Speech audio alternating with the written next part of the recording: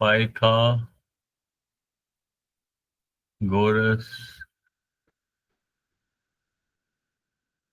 Theorem.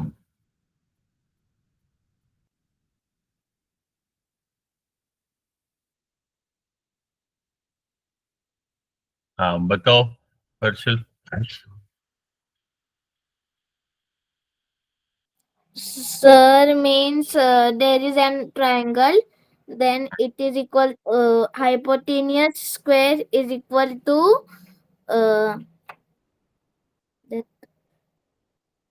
that hypotenuse square. one side square and another side square. Yes. So there is a right angle triangle. First of all, Pythagoras theorem is used for right triangle. Right Right angle triangle. triangle. Right angle triangle. Right angle triangle means there is one of the angle is 90 degree. किसी भी triangle में अगर मैं ये triangle बनाऊं, इसमें एक angle जो होगा वो 90 डिग्री का होगा। जैसे ये वाला एंगल 90 डिग्री है, तो इसके जो अपोजिट साइड है, इसके अपोजिट साइड जो ये वाली है, मान लो ये ए बी जो है 90 डिग्री के अपोजिट है। So this side is called hypotenuse. Hypotenuse, this you have to remember. So as per Pythagoras theorem, hypotenuse का स्क्वायर, जैसे that means in this triangle A B का square is equal to sum of squares of other two sides. Other two side कौन कौन सी है? एक तो AC है और एक BC है। इनके स्क्वायर, इन दोनों का स्क्वायर करता हूं, उनका सम, दैट मीन्स उनको ऐड करना है। तो this is my Pythagoras theorem. ठीक है, एक तो हमने ये पढ़ा था। दूसरा हमने लास्ट क्लास में एक्सपोनेंट एंड रूट पढ़ा। क्या पढ़ा था? यहाँ पे हम लिखते हैं एक्सपोनेंट एंड रूट। एक्सपोनेंट और उसका inverse operation is root. So exponent को, exponent, what do you mean by exponent? शाबाश, कौन बताएगा? Exponent is equal to index and it is one operation of maths. So what does that operation say? That any number, suppose there is number If there 3, is, yes sir. 3 index 2, this is called exponent, and this 3 is called base. So exponent is an operation which is basically repeated multiplication, यानी कि जो base है उस base को हम अपने आप से मल्टीप्लाई कर रहे हैं। कितनी बारी मल्टीप्लाई कर रहे हैं? जितनी बारी ये एक्सपोनेंट दिखा रहा है। 3 power 2 means base is 3 and it is multiplied 2 times. So this is my exponent operation. और इसका इनवर्स ऑपरेशन कौन सा है? अगर एक्सपोनेंट है उसका inverse operation is root operation. और रूट कैसे दिखाते हैं? With this radical sign. और एक्सपोनेंट में जैसे पावर होता है, फॉर एग्जांपल 3, अब this is base 3 is base and power 2. So this means 3 multiplied by 3. 3 3s are 9. अब ये जो आउटकम है 9, इसका अगर मैं रूट करूंगा, और विच रूट, जैसे यहाँ इंडेक्स या पावर 2 है, ऐसे ही रूट भी हो सकता है, सेकेंड रूट। तो 9 का सेकेंड रूट, जिसको हम स्क्वायर रूट भी कहते हैं, और हमने लास्ट क्लास में भी देखा, जब जो सेकेंड रूट होता है उसमें हम पावर जरूरी नहीं है दिखाना, हम पावर कई बार दिखाते ही नहीं है। तो ये जो 2 है ये दिखाऊंगा ही नहीं मैं I will simply write like this. Okay, ऐसे लिखूंगा, this is square root of 9। तो ये स्क्वायर रूट ऑफ 9 क्या, इसको कैसे हम सॉल्व करेंगे? इसको हम लिख सकते हैं, ये स्क्वायर रूट का साइन लिख दिया मैंने, और 9 इसके अंदर 9 के फैक्टर्स लिखे, 3 मल्टीप्लाइड बाई 3। अब क्योंकि ये सेकेंड रूट है, that means for two numbers I can take out one number outside the radical sign. तो 3 और 3 के बदले एक 3 को मैं बाहर निकालूंगा और ये मेरा आंसर आएगा। That means square root of 9 is equal to 3, which is again my base। ठीक है, ये तो जल्दी से रिवाइज किया हमने, लास्ट टाइम क्या किया था। फिर मैंने कहा था ये 9.41 and 42, these two you should practice।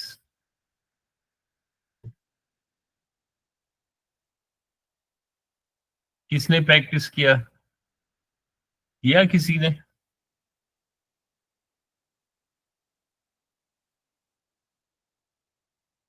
अब 9 पॉइंट, फॉर एग्जाम्पल 9.43 देखें, यूज एरिया ऑफ स्क्वायर।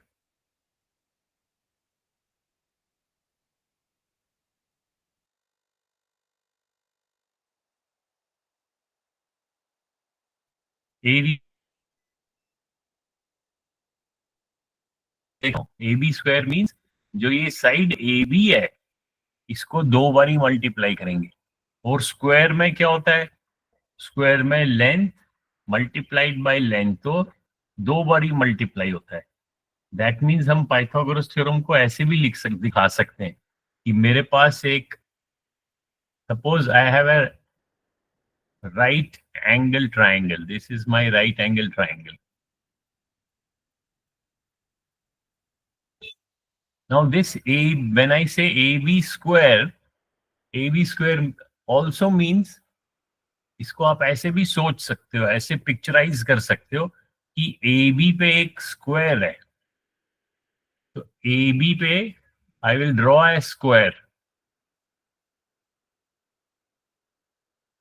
तो ये जो स्क्वायर है इसका जो एरिया है, इसका एरिया कितना होगा?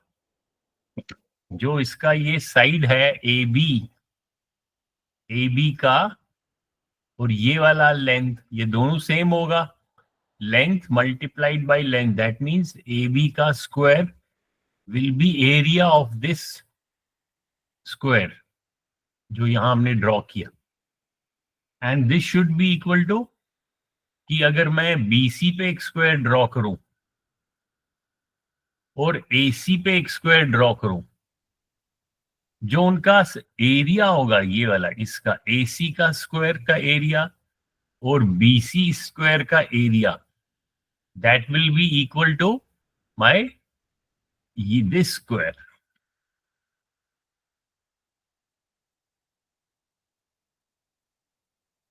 तो हम एरिया भी हाइपोटेन्यूज, ये जो जो पाइथागोरस थ्योरम है उसको हम ऐसे भी मान सकते हैं कि ये जो हमारे पास स्क्वायर है हाइपोटेन्यूज पे, इसका area will be equal to the sum of these two areas, this square and this square, इनका एरिया का सम।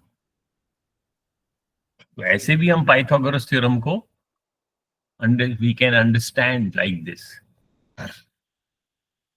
Now if we understand this, so let us do some exercises। For example, let's go to 9.43।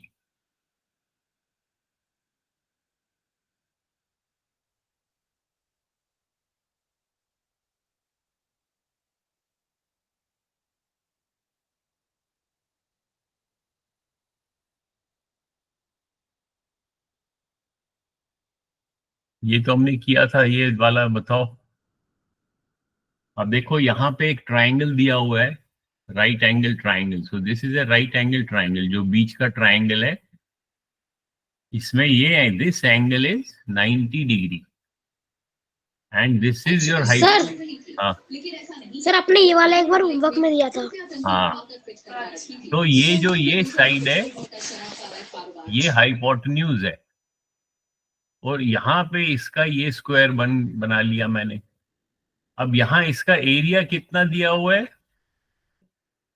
44। और ये वाला जो ये जो square है, इसका एरिया है 33। तो ये जो ब्लू कलर का स्क्वायर है, इसका एरिया कितना होगा? सर हम पहले 33 का स्क्वायर निकालेंगे और नहीं, 44 का। 33 का स्क्वायर नहीं निकालना है, 33 तो ऑलरेडी स्क्वायर निकला हुआ है। 33 तो एरिया ही है, यहाँ लिखा हुआ है यूनिट स्क्वायर, यूनिट स्क्वायर।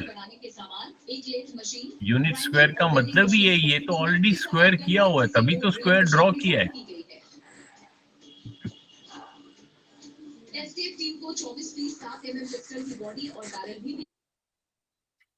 तो दैट मीन्स ये वाला एरिया कितना होगा, कौन बताएगा? 11 स्क्वायर। हाँ, 11 यूनिट स्क्वायर, जो भी यूनिट है। फॉर एग्जाम्पल यहाँ पे सेंटीमीटर स्क्वायर होगा, तो ये भी सेंटीमीटर स्क्वायर है, और ये भी सेंटीमीटर स्क्वायर है।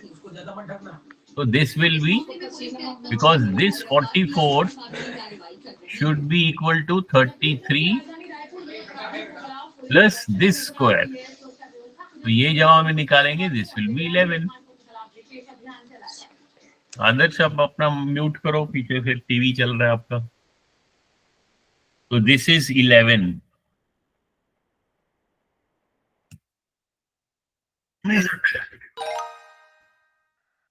ठीक है, तो ये हमने कौन सा किया?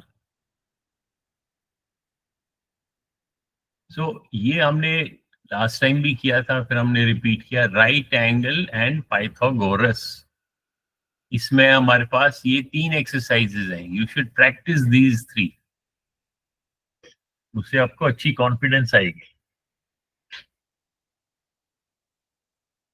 Now today we will start another topic.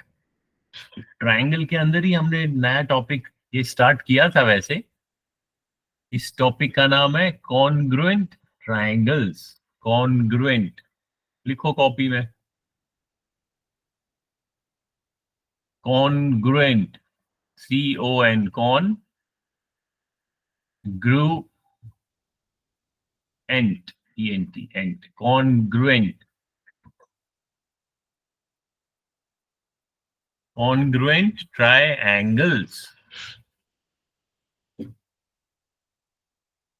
तो यहाँ पे हम लिखते हैं आज टॉपिक, व्हाइट बोर्ड पे लिखता हूं मैं।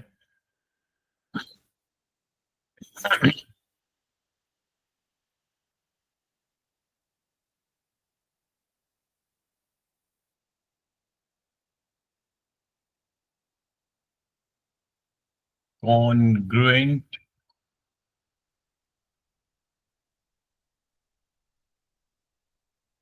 congruent triangles।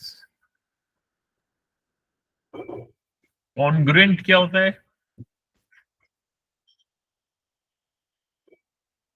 congruent होता है जो सेम शेप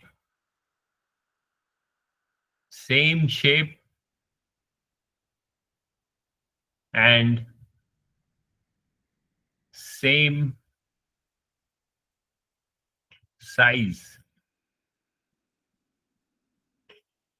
जब शेप भी सेम होगा और साइज भी सेम होगा, तो वो कॉन्ग्रुएंट ट्राइंगल्स बन जाएंगे।